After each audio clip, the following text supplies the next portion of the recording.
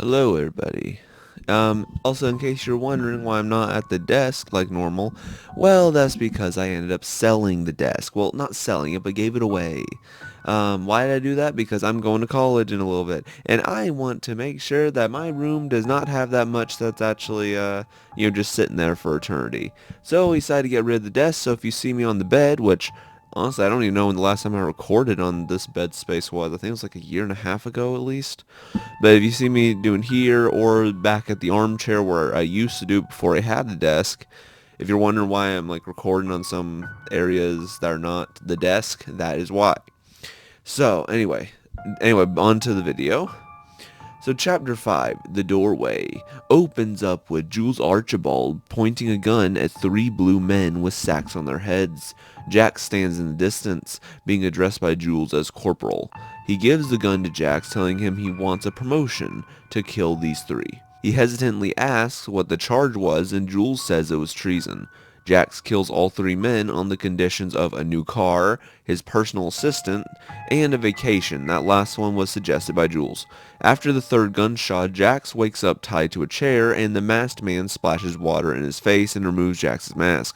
Jax insults the man, and upon each insult, the masked man gets more and more tired of his running mouth, pulling out way more gruesome weapons, starting with a gun, then to a bone saw, then to an axe. He prepares the axe, and Jax finally asks him what he wants. The man says nothing, but then moves to the front of the room, removes his mask, and backs into the darkness in a way where Jax sees his face, but we barely can. From the darkness, the man activates a lighter, revealing a completely burnt off smiling face. He turns off the lighter, and we meet back up with Fritz, Soldier, and Demo Man.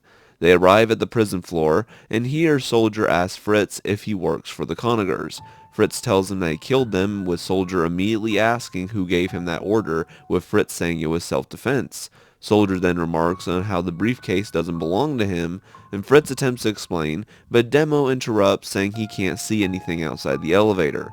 Soldier tells Fritz to wait inside as the two men investigate the prison floor. Soldier debates with Demo that Fritz is a sleeper agent, and Demo remarks he saw the devil in Fritz's eyes, which this could also be a reference to the fact that in the TF2 comics, I'm pretty sure Medic actually does sell his soul to the devil. Several prison cells have messages written in them in blood, with such examples being "kill me" and I want to say a German translation of "God help me," and of course M. Soldier hears crying in one cell and sees it's Jules Archibald. We see upon Jules noticing Soldier's here to rescue him that he is surprisingly ungrateful, impatient, and even insults Demo for losing his arm. While Soldier and Jules argue, Demo turns around to see a small gap in the prison wall with the word bar over it. Suddenly, Demo is gone and the two men hear a squeaking noise at the end of the hallway. Intrigued, the men wait to see what the squeaking is, only for it to be a wheelchair. Yeah, that's right, a wheelchair. The wheelchair passes by and Soldier looks in the direction to see where it came from, revealing a well-lit hallway. Tuning back into Fritz, he debates killing himself with a pistol. He looks in the elevator mirror and talks with himself, telling his reflection he can't make him shoot himself, and instead shoots the mirror, getting the other men's attention. Soldier then looks to the other side of the room and sees two doors. Soldier looks back at the prison cell only to see that Archibald is no longer in there. Out of nowhere, the prison floor turns a very dim blue around Soldier as he notices he is alone. He turns around to see a very dimly lit man staring at him through the wall. Petrified, the camera switches from Soldier back to Demo's perspective. Now the bar opening is shown to be a part of a bigger room instead of the prison, and the spacing of the word bar reveals that it isn't a bar. It's a laboratory. Inside the bar, which is also a Shining reference, Demo perks up upon seeing the bartender, who is revealed to be Del, the Conager's brother. Demo asks if it's been a long night for him, and Del says it's longer than you think, once again highlighting that quote from the jaunt. He offers Demo a drink, and Demo explains to him that his brothers think he's dead, and Del says he was relapsing. Also, I should probably mention this now, but Fortress Films made another movie before this called Spy's Disguise, where basically Engineer, in this case most likely Del, stops the respawn machine from working and goes on a rampage with the opposing team remaining dead. It's just a popular theory, but most likely this is the same Dell that started that, and this universe is a continuation where since the respawn machine was destroyed, that Emesis Blue takes place where there is only a huge manufactured one remaining. But we'll get into that later. Back to the film, Dell confesses that after he died and they brought him and others back to life, he was able to talk with his dead relatives and family members and even talked with his grandfather, who told him it's eternity in there. The camera zooms out and we meet back up with Fritz. Now in a red light, he is presumably out of the elevator and stares at a room with a plastic curtain and a person on the other side. Upon walking through the curtain, he sees on the other side is a containment terminal. Fritz explores and finds a big machine. For a moment, he is surrounded by a void and sees Scout in the distance. Back to reality, Fritz examines the machine, turning it on, revealing to be made by Helix technology from around 1960, and it finds a corrupted file in its data. The screen asks Fritz if he wants to proceed. A keyboard opens, but before he presses anything, Scout's mom can be seen in the doorway. Fritz, being encased in a blue light, heavily debates on this decision. Next, we switch to a grayscale perspective of Soldier, who walks into a restricted command room while Jules talks with Blutarch on the phone as a voiceover. To show the time period of this, Jules has to tell Blutarch how a telephone works, and showing this phone call probably takes place in 1876? Wait, that can't be right. Maybe this is the 30s, and Blutarch just never desired to use a phone for some reason. Soldier sees the command room is a parody of Dr. Strangelove's Round Table, and in this case, all the seats are occupied by dead guys. Soldier finds a phone on the table showing where the voices are coming from, and Jules explains that the respawn machine lost 90% of the test subjects, outraging Blutarch understandably.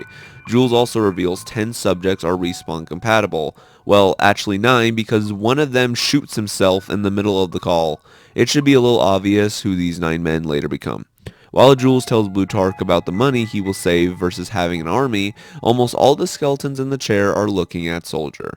Oh, another note, there are currently 800,000 corpses from this project, which, by the way, also made up Dead Meat's highest kill count ever. After he hangs up with Blutarch, Jules starts another phone call with Redmond, starting the same exact conversation. Before we and Soldier can hear more from this, the power starts to go out and we switch back to Fritz. Fritz decides to agree yes with the computer's question. The machine creaks, runs some diagnostics, and respawns something. Something described as basically a human. However, the computer reports a fatal error and that there is an entity unknown responding. The room with the respawn logo on top glows red and opens its door, letting out a mountain of blood as shown from Fritz's dream in the prologue. Back to Soldier, he is shot by a sniper who snuck in somehow. He shoots Soldier in the leg and Soldier escapes through a laboratory door. The sniper has a peg leg and calls someone with the phone. Also, most likely, this is the same sniper that Soldier let bleed out on the stairs. Next, we catch up with our masked man and Jax. A phone in the room rings. The masked man picks it up, and on the other line is the sniper saying he cornered the Soldier in the cryo lab. While the masked fellow isn't looking, Jax manages to activate his invisible watch. Somehow, even though it was busted earlier, the masked man turns around to an empty chair. He then looks down to see an axe with Jax's ties on it, which I will say doesn't make any sense, by the way, so this was kind of plot armor. From behind the man, a gasoline tank is being lifted. Being invisible, Jax hits him over the head with it and unloads an entire magazine on the burnt-faced man. After killing him, Jax picks up his hat off the ground and lights a cigarette. And he apparently forgets about the gasoline that was spilled because he throws his cigarette away in that direction. In a matter of seconds, a fire starts, and Jax is leaking gasoline, so the fire spreads over to him. After falling due to a shot leg, he is burnt alive and falls into some nearby sewer water. Shifting back to Fritz, he holds his gun covering his head and a baseball is rolled over to him. Looking ahead at the respawn door, it's closed again, and the blood has stopped pouring out. He opens the door and finds that Scout's house, but this time, everything is back in place, unlike when Fritz arrived the first time and everything was knocked over. A piece of meat is still being cooked in the oven, and the door shuts behind Fritz. Fritz decides to examine the place with little choice and looks down the hallway to see a curtain. And now we have some interstellar type stuff. Get ready for a mind twist of an explanation. He peeks outside the curtain and sees himself and Scout talking from the prologue. Now, I have to say, this to get it out of the way, I'm very picky with this kind of stuff, as I mentioned from the last time that I covered Emesis Blue, because on one hand, it makes sense, but on the other hand, the time loop doesn't really have a beginning here to start the paradox. I will explain more on that later. So anyways, Fritz is understandably confused and horrified by this, and way early on in the prologue where I mentioned Fritz was looking to his side at something like he noticed someone was there, it's because the other Fritz was behind that curtain. So our current Fritz tries shoving the curtain, knocking down a stack of VHS tapes, explaining how they fell in the prologue. I'm not quite sure why Fritz does this, but according to the screenplay, it was to get their attention so they don't leave, but I guess he thought it would be too much to verbally say something. Fritz, for some reason, waits until the two men leave and then decides to engage and say something, but when he opens the door, the scene changes. This also gives an explanation as to why in the prologue, Fritz and Scout hear someone running behind them.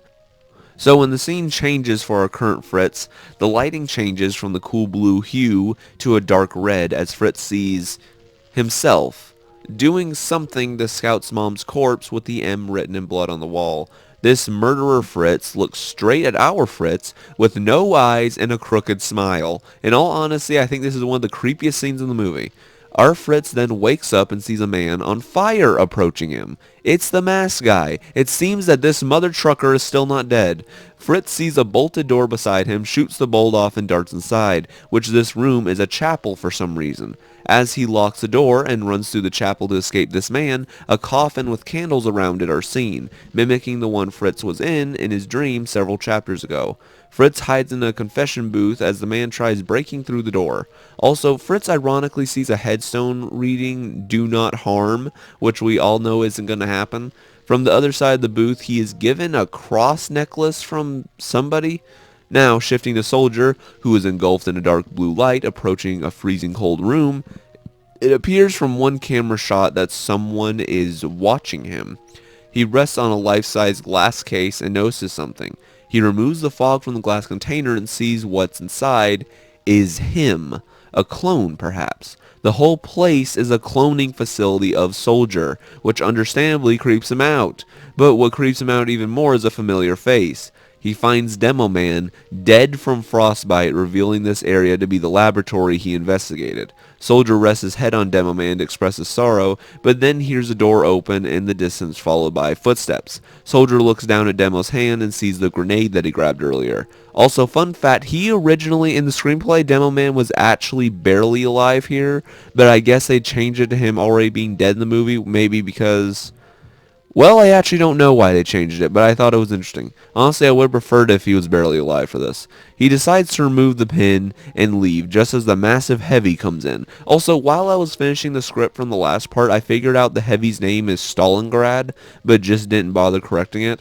But since he appears more often in these last chapters, I'm just going to refer to this massive Heavy as Stalingrad from now on. Stalingrad notices Demo Man, and with the pressure of the grenade handle, I guess, Demo lets go of the grenade right at Stalingrad's feet. The big hunk looks down at it, and shifting to Soldier once more, the impact of the explosion blows him back. Soldier readies his gun, expecting Stalingrad. However, the one to encounter him is actually the sniper from earlier, with a rocket launcher. He fires a round at Soldier, but before we can see what happens, we switch to Fritz putting on the cross necklace. Then out of nowhere, the masked man, still on fire, reaches through the chapel wall to grab Fritz. After a scarring and burning encounter, a wall somehow blows up, causing both men to falter. Most likely the wall was blown up from the rocket launcher. Fritz manages to double tap this freak of nature, and just because that still didn't kill him, Fritz finally decapitates him, turning the room around him red. Then something very strange happens, something that's probably stranger than half the stuff in this movie. He is put back in the chapel, and a bunch of masked individuals clap for him.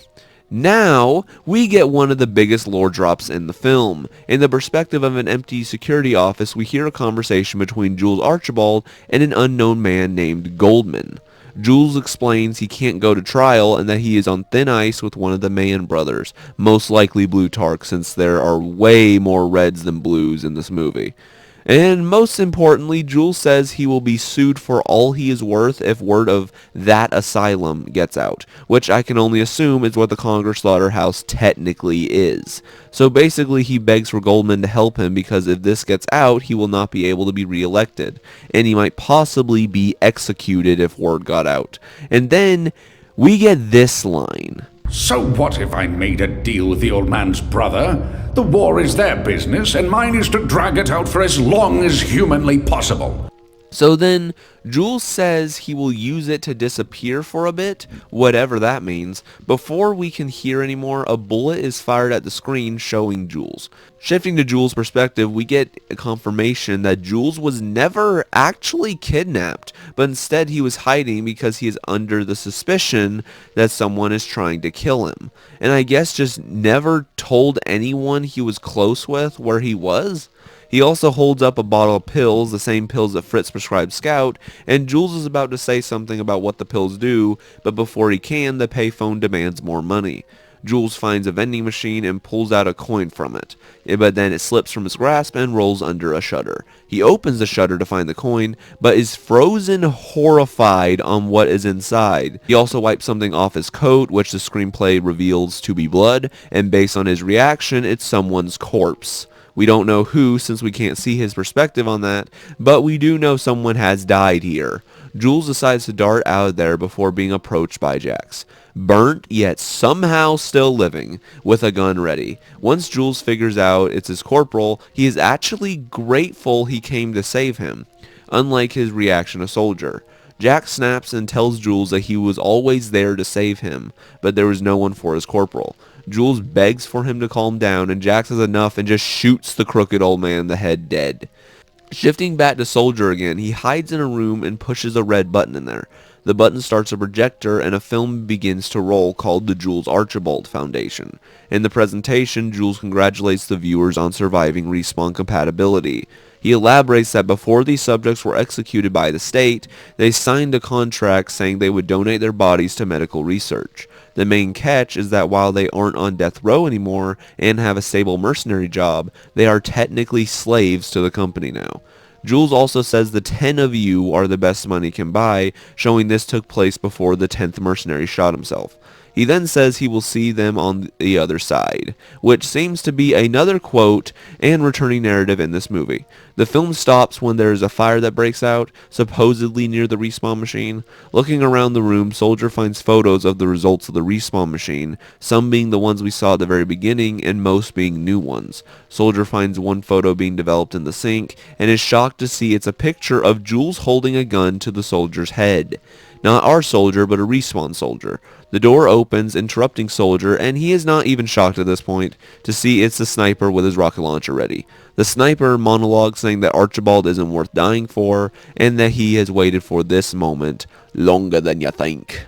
Which I guess he was waiting for Archibald to die or something? Pulling off the same trick at Scout's house, Fritz arrives holding the masked man's head up on the side of the door frame to trick the sniper into thinking it's him.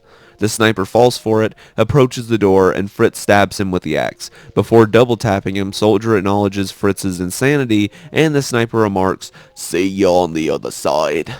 After Soldier shoots his head off, Fritz asks why Soldier came to the slaughterhouse, and Soldier remarks he was trying to save somebody, and Fritz says his reasons were the same.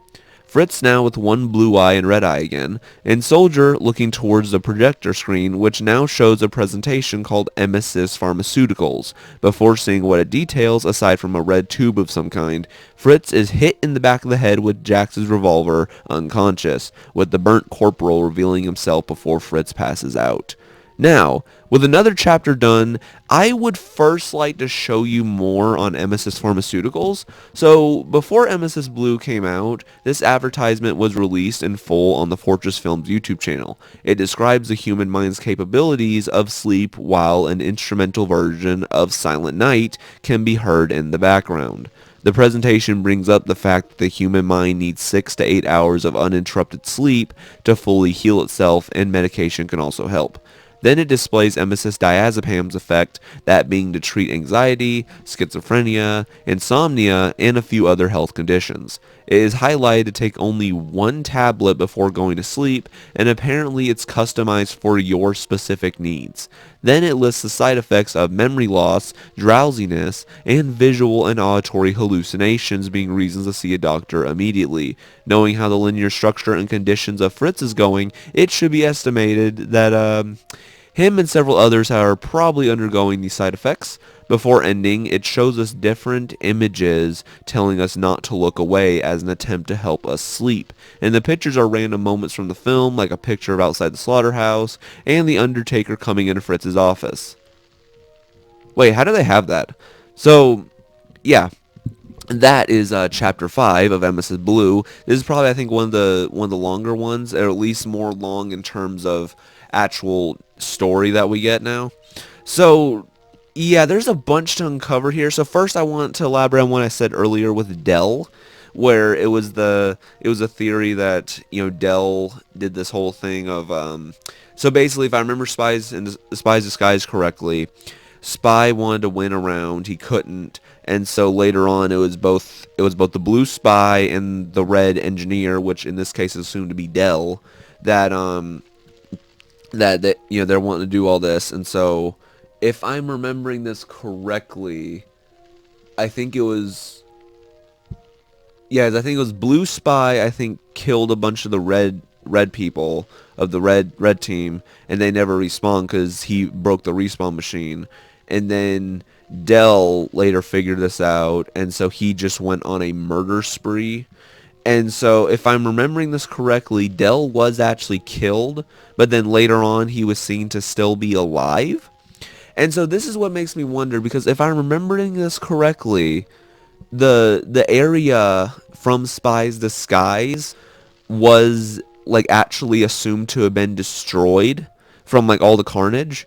So if that's the case, then that would make sense. Because I'm pretty sure Dust Bowl, I'll have to look at this later on, but I might add like a text note here. I'm pretty sure that Dust Bowl is one of the maps that you fight on in TF2. So that could explain why in like chapter 3, I believe, of Emesis Blue, that when one of the brothers calls and thinks it's Dell, where there's that one guy that said that Dust Bowl was just gone.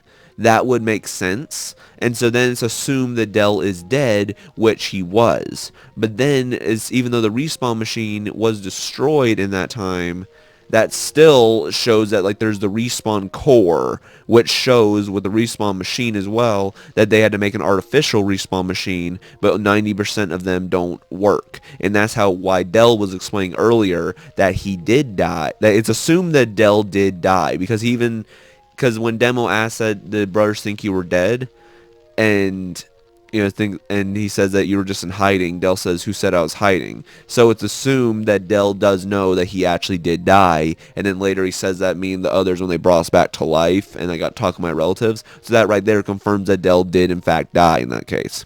So then it was the fact that he probably kept getting respawned at that point with the respawn machine. So therefore, it's weird because with Demo, you can tell with the laboratory instance that Demo is hallucinating the laboratory. But even then, the one thing that doesn't really make too much sense with that is then it makes you wonder, in this case, is Dell still technically alive? Because in this case, most likely Dell is more of a ghost, if that makes any sense. But even then, it could be that he was technically respawned from this. But we also see the Conager brothers are here, but the Conagers might have not even been respawned. Like, the Conagers could have also just been these guys that were they kept respawning the engineer, and then something happened. Because I say this because we see that, like, there's one red and one blue for pretty much all these instances. However, we see that with Scout, like we see with Scout that there's a blue Scout. Actually, no, never mind. That doesn't work. So I'm trying to think. Yeah, there actually is one of each one, so that makes a little less sense that there'd be two engineers here. So what it's assumed is that this is a blue and a red engineer, and that since they're technically the same type of class, that would, and since they're technically the same person, that would technically make them brothers. And so then if Dell is still alive, then that would mean that's their third brother. And so we know they knew Dell before he went missing at Dust Bowl. So that right there confirms that there was multiple engineers. And we even see in Spies Disguise there is a lot of engineers in the game. Of like when Red Engineer Dell goes on a rampage. So this right there confirms that there can in fact be more than one of the class for each side. But the only problem, though, is I'm thinking Dell did die, but he's just acting as a ghost now. If that makes any sense. And so then they respawn the Conager brothers. And so the Conager brothers were like, I guess they just wanted more engineers. And so, yeah, then they went haywire. And so they're there. And so then Dell dies a little later. And so now he's a ghost. Because we don't see Dell anywhere else in this movie besides this bar scene. I think like one scene at the end. But even then, he's not really interacting because it's assumed the demo is pretty much almost dead when he gets into the bar, showing up how long he's been freezing for. So it's assumed that that's kind of like a hallucination, like life flash before your eyes type moment. So yeah, that makes sense. Okay, and then the other thing I wanted to elaborate more on was the whole paradox instance where Fritz sees like himself and Scout talking. The reason I said I was picky on that was because a lot of times with paradoxes, the thing is you need like a beginning to where it could make sense before they had the before the paradox takes place. Like there'd have to be a reason as to why Fritz would have been over in that curtain way before the whole Emesis thing happened. So the only thing that I can think that this is kind of somewhat spoiler territory for like the last two chapters, but if I'm remembering this right, the Undertaker is assumed to be Fritz. And so in this case, you can assume that this was maybe like a version of Fritz that actually just went insane with the Emesis. And so like that's like at the very beginning, the Fritz in the curtain. So like that's how it works. So in this case, Fritz would actually murder Scout. And then what would happen is then he would become the Undertaker while stealing the hearse, because we'll see later there's a time where he steals an ambulance as well, so it kind of connects into that. So then that would make the past version of Fritz the Undertaker, and then once he figures out how a time loop works in the respawn machine and in the slaughterhouse, he ends up organizing this whole plan, and then he's the one that actually inspires Fritz at the very beginning in the prologue, so our current Fritz. And the reason he does this and doesn't say anything is he just wants to screw with him and see how far he can mentally break him. Basically try to see if you can make like a lot of clones that just go haywire. And so then that would give him a lot of time to just do a little bit of a murder spree that I'll explain later. And so then that way, that will spiral our current Fritz to find the respawn machine and then see the whole thing with Scout, and this murdered Fritz with the with the eyes out and everything. That is our Fritz, the past one that actually does murder Scout's mom. So I hope that makes more sense. And so as I said, I'll explain this in more further detail once I finish all the chapters and everything. Let's see, the only other thing I can really think of at the moment to explain here is that this is one thing I found for Reddit, and I'll see if I can find the guy who suggested this, because this was an actual interesting thing I never realized about Archibald, is that when a soldier finds Archibald in the prison, you can see that he has like a mark or like a scar or something on his forehead, kind of similar to how Scout was. Now, interestingly, that scar's not there when Spy kills him, or like when Jax kills him, and so it's assumed that Archibald does in fact die when Jax finds him, and he really was. What am I saying? Archibald was really there. He did go to the slaughterhouse, but he was not kidnapped or anything. And the reason Goldman says he was kidnapped is because that's how the news interpreted it, and then you had paparazzi and everything, because of course it does. And also Archibald just never told anyone where he was going. So that's part of it. But then it's also the fact that, so Archibald found someone's corpse, realized that some crap was going on here. I'm just going to do a little assumption here. I'm betting you, so it's a shutter, right? So And then this is assuming that like all is assuming that Soldier doesn't even find Archibald until way later on in this case. So then that would mean a lot of the deaths that Soldier causes would probably not be in the Shudder at that point. And Demo's death, of course, happens a little later after that, so therefore it can't be Demo. And plus, he's gotten blown up.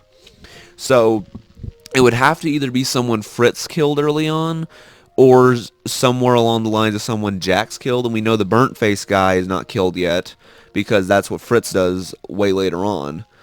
But then we also, because if Jax gets burnt, and then because he's burned after he thought he killed the masked dude, which allegedly we see from Fritz's encounter in the chapel that burning officially did not kill him. So what that means then is it does have to be someone that Fritz has killed. So I am betting you it's one of the Conager brothers. Because then this way, because it's assumed that Jules knows about the Conager since it's named the Conager Slaughterhouse, and plus he knows he seems like he knows there's something shady going on here. So it would definitely surprise him to see one of the brothers. Because remember there was because it was Zed that was killed by the shotgun by Fritz, but then it was Marshall, sorry, I completely blanked on his name, but the other brother was the one that was thrown down the chute by Fritz. And so we never saw where that chute went, but we do know there are a lot of lower layers in the slaughterhouse, so therefore it would make sense to see his corpse there.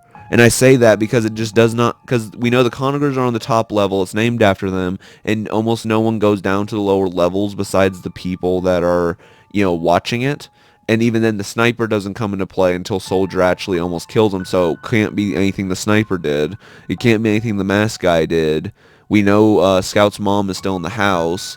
And, it could also be Scout, but at the same time, there'd be no reason for Scout to be down there since Zed killed him, and there'd be no reason to put him down in that area. Because they didn't really expect anyone to actually break into the slaughterhouse, so there would be no reason for them to prep something ahead of time. And even then, after they're dead, Fritz is probably not going to move Scout because there'd be no reason to. And so, therefore, you can say what you want for this one. I actually do want a little bit of help with this one, but I'm pretty sure it's definitely Zed's brother that's down there. Okay, let's see. So yeah, that's really all I got at the moment. So with the whole Jules Scar thing, that pretty much confirms that the whole thing with so Jax getting burnt and everything, that actually happens quite some time before Soldier goes down the elevator. So then that would mean that meeting up with Fritz. That means Fritz would have had to be still in the, because remember, the Soldier and Jax didn't go into the slaughterhouse. They fell down it into the sewers, so they wouldn't have gotten into the. And plus, Soldier even asked Fritz what happened to the Conager, so that means they never got into that room. That means they were always in the lower levels. So therefore, they would have never been able to find Fritz. Because it's assumed that Fritz is probably up there for a good long while. Because we don't even get to see him until way later. Because then we see Stalingrad's body got moved and then got experimented on within those 3 hours that they went from, getting to the slaughterhouse to then. And so that would mean that by the time Fritz gets there, it would have had to be a few hours after he got the message. Maybe about an hour or two, but probably enough time for the experiment to work for Stalingrad. So then, because we see Stalingrad chases him in chapter 2, so that means the whole experiment already happened. So then that would mean that because that would mean Soldier and Jax would have had to get there a little bit after Fritz because we saw the bridge got destroyed. But then that would mean when when Jax and Soldier get separated, that what am I trying to say? Jax's thing happens way before, and so by the time that Soldier is still trying to navigate through the area where he meets Nemo, that means that the whole burnt face stuff and Archibald's death has already happened, and so then that gave enough time for Jules to get respawned, and assumedly that could also be who Fritz respawned by accident.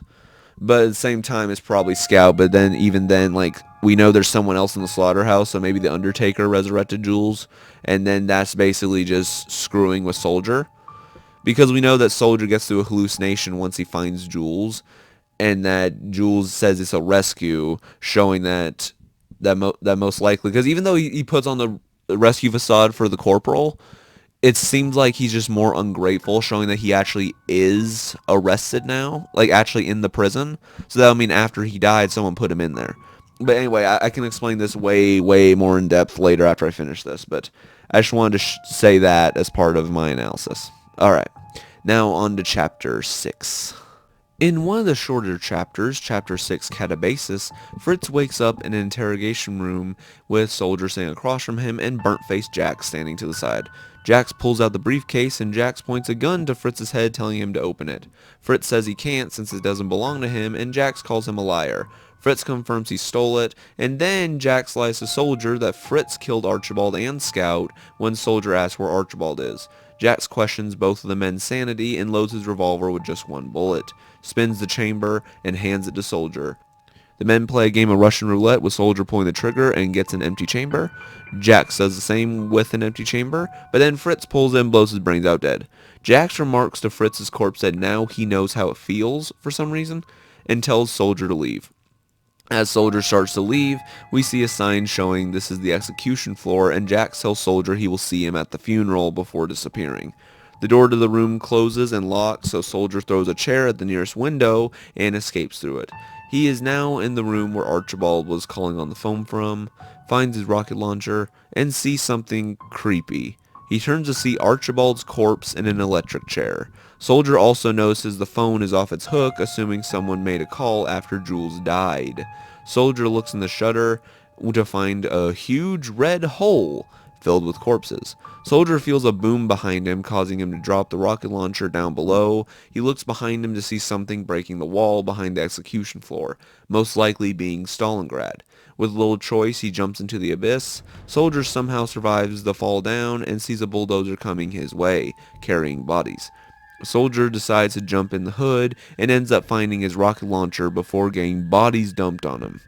He waits to see where it takes him and gets some wise words from the frozen demo man, being, "Our true enemy is yet to reveal itself." The bulldozer now tips over near a bridge, an incomplete bridge with a somewhat endless abyss down below, which I'm pretty sure that this is a reference to the house that Jack built. Which, by the way, this film, Emesis Blue, is actually what got me to watch the house that Jack built, and it's definitely an interesting film. I could always do a video on it, but I don't think I'd be able to get that on without being age restricted. So anyway, yes, so Soldier sees a light on the other end of the bridge, so using that rocket jump skill he was bragging about earlier, he decides to give it a shot. But before he goes through with it, he looks back at the other side of the bridge and sees a man.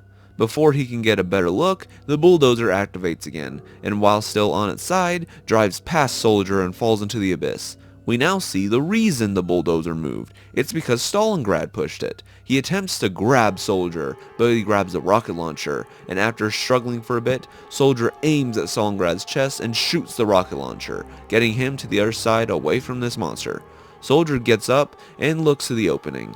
Then out of nowhere, literally by thin air, he is shot through the heart with an unknown man just appearing from literally nowhere, shoots him into the abyss. Also, I guess Soldier just didn't have his bulletproof vest on for some reason. Soldier falls into the abyss, revealing to be water. He makes it out on another side, gasping for air. As he exits, he finds he's in a large drain pipe. He reaches into his coat and pulls out his flask, which caught the bullet, miraculously. From a distance, Soldier hears a wailing scream. Hearing it getting closer, and he makes a run for it. Well, a walk, considering his leg injury. He makes his way down the near endless and now darkly lit pipe as the wailing gets louder. Finally, he finds a ladder. Upon going up, he finds that it leads out to a sewer grate, which leads outside in the pouring rain. However, he's outside like in an alleyway of a town, not the actual slaughterhouse. So besides that, Soldier also notices something else really off, because he looks at the gutter pipe. The water is going up, not down. He examines a blue ambulance pass by with both Scout and Fritz looking slightly angry at him.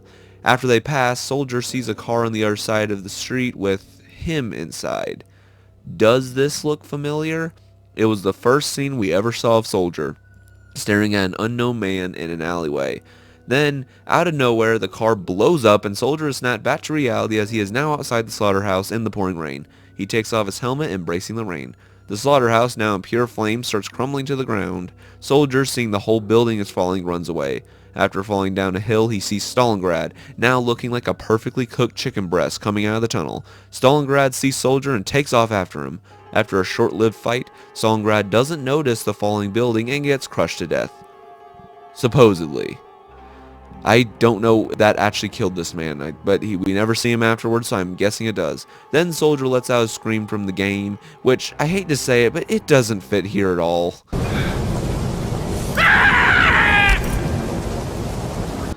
After this is all over, Soldier, with a stern expression, sits in an interrogation room. A blacked-out silhouette sits across from him, introducing himself as Agent Stemmons. He briefs Soldier on the recap that Conager Slaughterhouse is now a dead zone, and was scheduled for demolition months ago, but Archibald made sure it never got demolished. He describes that what Soldier saw in the slaughterhouse was not meant to be seen, and he can't speak of it to anyone.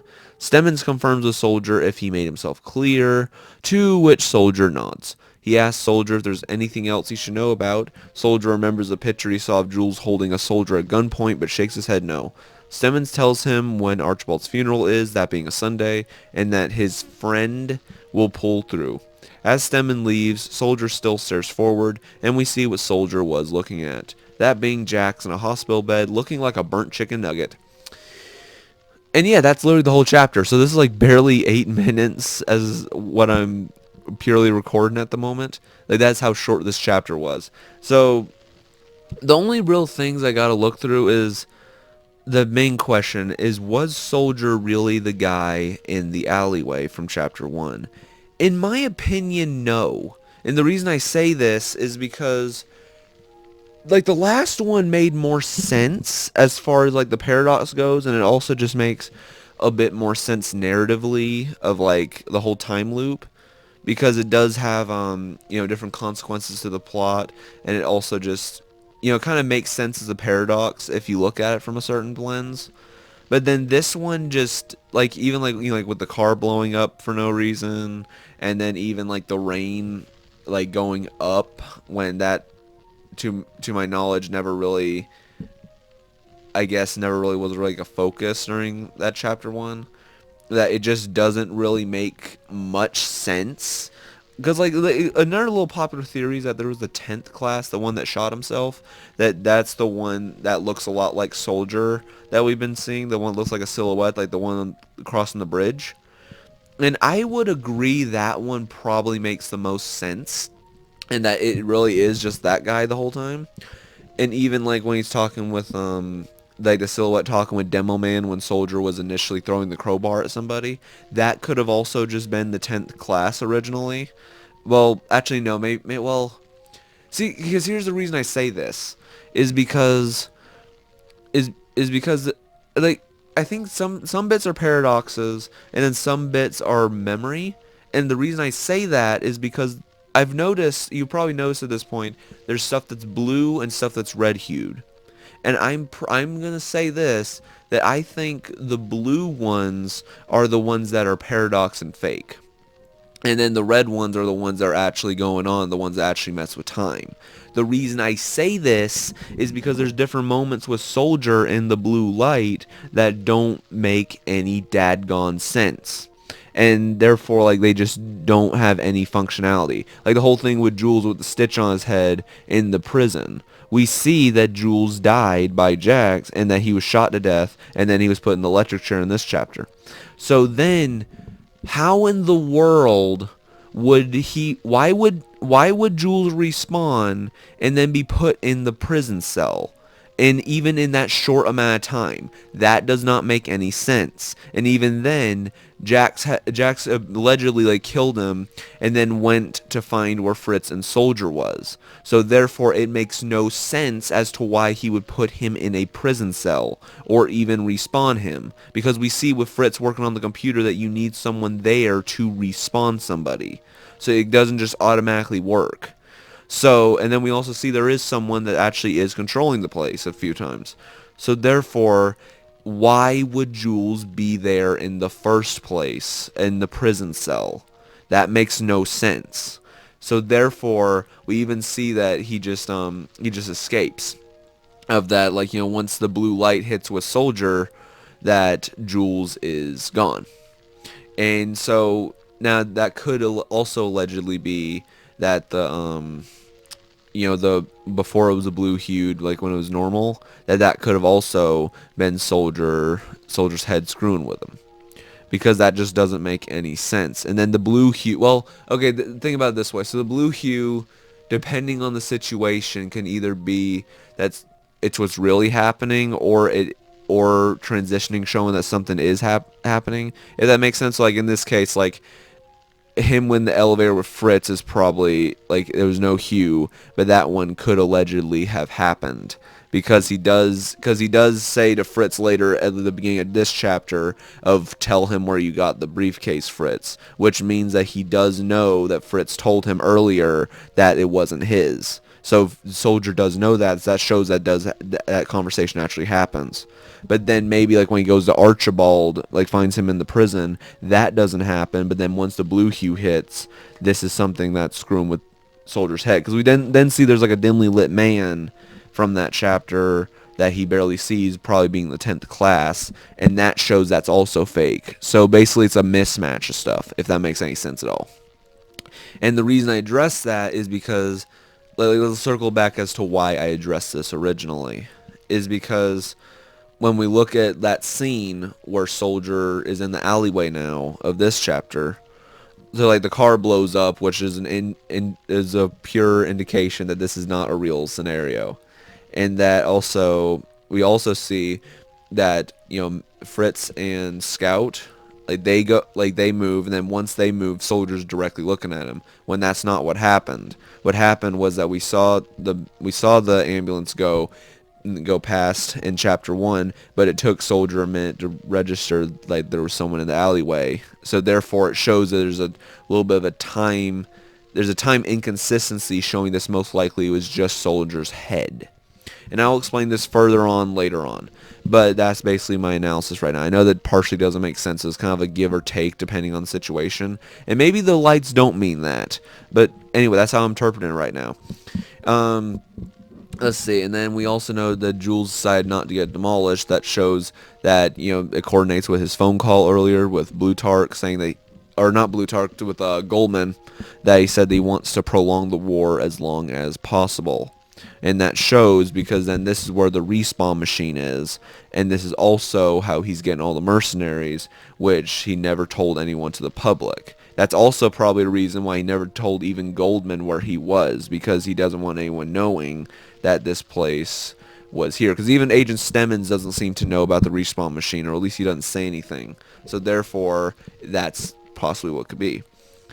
And then somehow Jax, I guess, succumbed to part of his burnt injuries after he finally escaped the slaughterhouse. Because there was fire everywhere, so he probably got way more burned than just stayed there. Okay, now that's pretty much all I have for Chapter 6. And then after I finish Chapter 7, I'll do one more video actually explaining the entire thing. And then after that, I will be done. Okay, now to Chapter 7. The final chapter, Chapter 7, Blood Brothers, starts at the funeral. There are many people here, along with Jax, who seems a little better now greeting the guests. Soldier is in a wheelchair now and has a note card reading that Jules was killed by Fritz and details how Fritz was responsible for everything. For some reason there's a blood splat on it as well. Soldier flips it over, which reads, "Follow the script." Shifting back towards the entrance, another wheelchair comes into view, this being Blutarch Man. We also hear and see Jax more clearly, who is wearing a white mask to cover his face, and the mask has a robotic voice now. Plutarch confirms Jules was 58 years old, and actually confirms with us he met him in 1960 after the election, and yet somehow this old geezer still didn't know what a telephone was. Also, in 1960, John F. Kennedy was actually elected president, which, funny enough, a good while after Emesis Blue came out, they posted a picture on their community post of Jules Archibald meeting John F. Kennedy. Plutarch talks how funerals are a waste of money, and a guy beside him, being an older clone of Scout, proposes war is a big waste of money too. Plutarch remarks how he couldn't strike his brother down 100 years ago. He could be exaggerating, but upon seeing the stuff they went through with Dell's machines, I wouldn't be surprised if these two are over 100. Speaking of his brother, Redmond has arrived, and the two brothers in wheelchairs badmouth each other. Plutarch blows up and asks what Jules was doing in his compound, which Redmond seems genuinely a little confused. Jax hushes the two squabblers up as they start the funeral. Jax initiates the funeral and tells that Jules was abducted from his home and elaborated that him and his colleagues went to rescue him but was murdered. He asks Soldier to tell more about what had happened. Soldier comes up to the stand and is prepared to read the script, but then starts laughing. Jax, disgusted by Soldier's reaction, moves him out of the way and says he was murdered by Fritz Ludwig. Jax also tells the scout's mother's murder on Halloween night, making Soldier a little angry. Plutarch actually stands up from his wheelchair, much to the audience's shock, and asks if they killed Fritz or not. Jax says Fritz killed himself, which is technically true. Soldier meanwhile pulls out a grenade and prepares to pull the pin. As Jax claims, with Archibald gone, he will be the new chairman of the Builders League. Then, out of nowhere, the coffin opens, revealing Fritz inside, and he shoots Jax in the head. The crowd understandably runs as Soldier looks at him surprised. Fritz now looks pale, emotionless, and wears black with a loaded revolver in his hand. He stumbles out of the coffin and shoots Jax a second time, taking Scout's advice all the way back from the prologue to heart, that if someone hits you, you hit them back twice as hard. In this case, shoot them back twice as hard. Fritz looks towards the door where, as the crowd is running out, the Undertaker can be seen watching from outside. Fritz shoots and kills the scout guy that Plutarch was talking to as he attempts to shoot Fritz.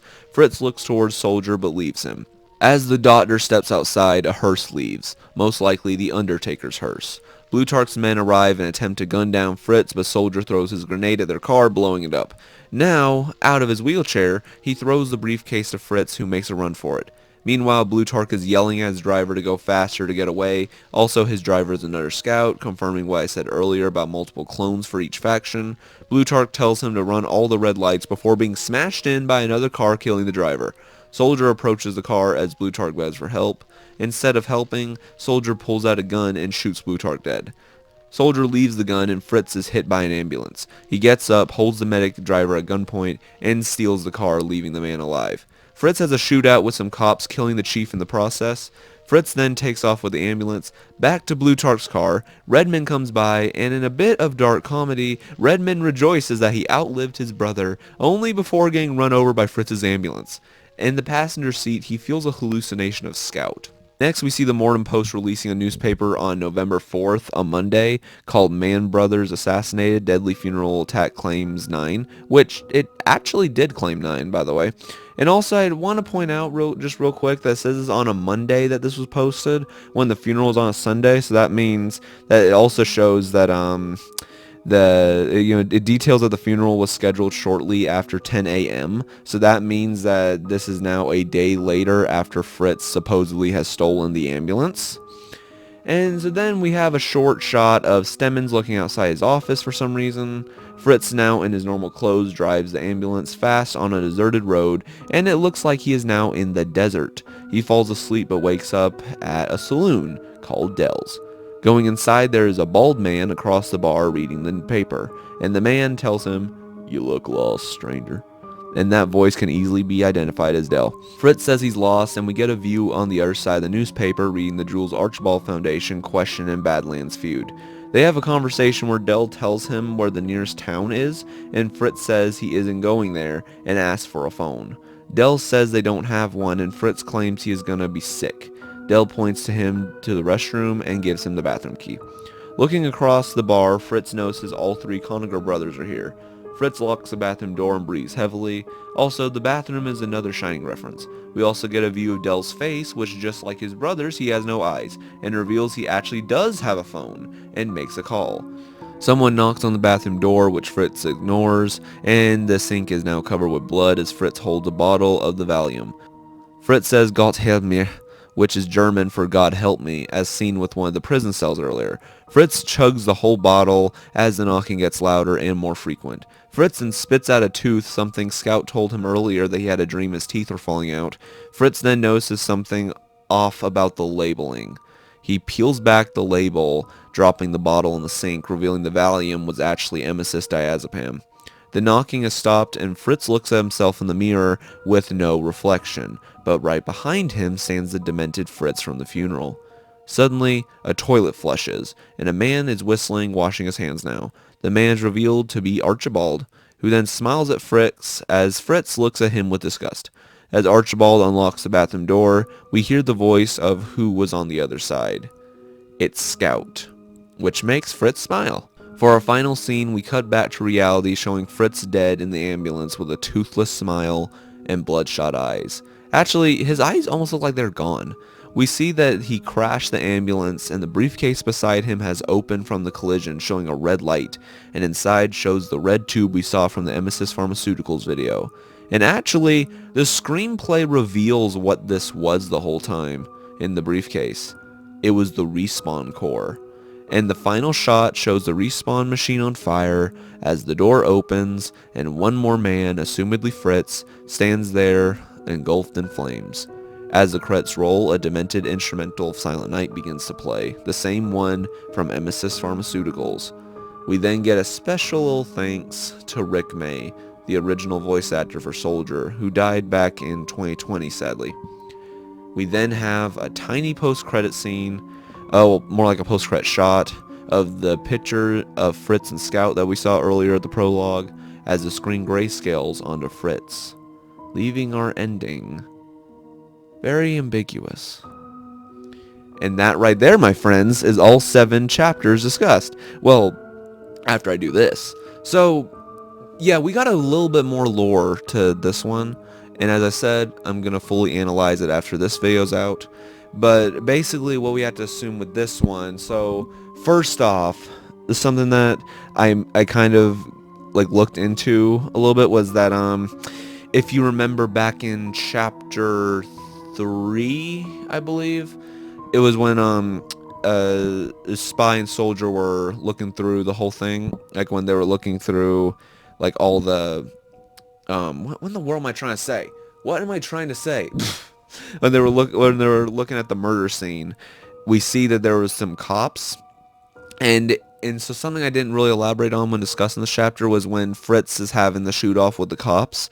He kills the police chief, but then shoots one in the shoulder, and then the other one is just still firing at him as he leaves.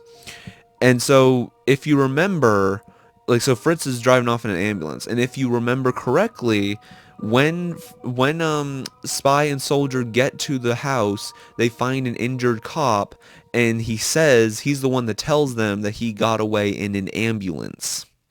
Now, I say this because like it's really interesting of how that connects, because then something else we can assume is that this is what I was trying to figure out with the whole paradox thing, is how could people like Soldier and Spy, how could they go through the whole thing, like this whole journey, and yet Archibald would still be alive for this whole thing to go down?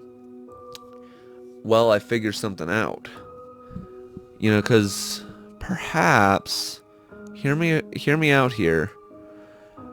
Perhaps the new scouts that the new Spy and Soldier that we see, you know, all the way from like chapter 2 and 3 and all that, what if they're clones? I say this because think about it this way.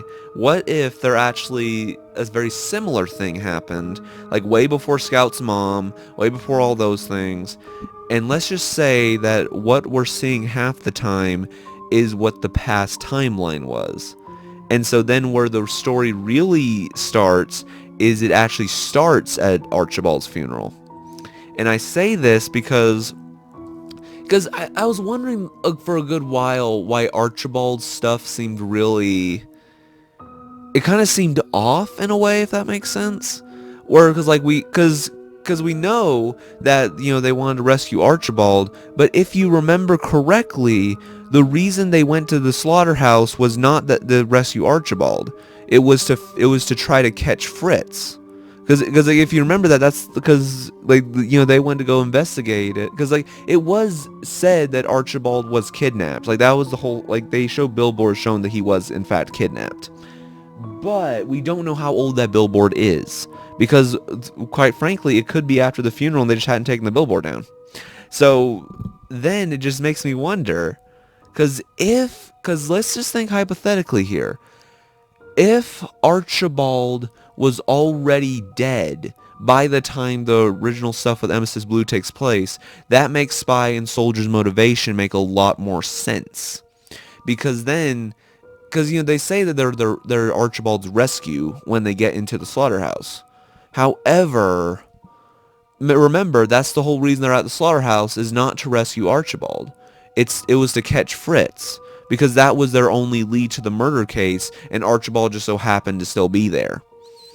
And so it makes me wonder, what if perhaps the Conager slaughterhouse originally, that Archibald originally did go there, like he originally went there in order to remain private, and he just didn't tell anyone that where he went, so everyone thought he was kidnapped. And so Soldier and Spy originally did get there, and so then there was some stuff that happened at the slaughterhouse, but how it pretty much ended was Soldier was pretty much a walking husk, and he's the thing that is still there at the slaughterhouse to this day.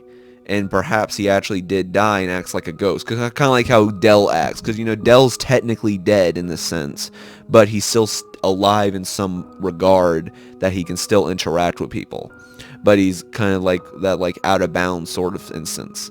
So what if Soldier's the same way, where he is now interacting with our present Soldier, and then Jax, meanwhile, is probably already dead, and so he's been dead this whole time, but the way they recognize him is that this new Jackson Soldier, just clones. They're just respawn clones. Because at this point, because the slaughterhouse doesn't actually get burnt until the present timeline. So in this case, what's stopping them from making some more clones that are also agents? So I don't know, that's just I'll explain in more detail when I get to it. But I thought that would make more sense, and that also shows with the Conager brothers being in the bar, this shows that perhaps they can be cloned as well. Because then because something else we see is Dell's making a phone call. And looking at how deserted the place is, I'm guessing what Dell's place is it's where Dust Bowl used to be. And so if he picks up the phone, that explains that this is where he called from. And perhaps, but the only thing is though, we're trying to figure out who was the guy that was calling them. Because we realized it wasn't Dell's voice back when they called the Conagers.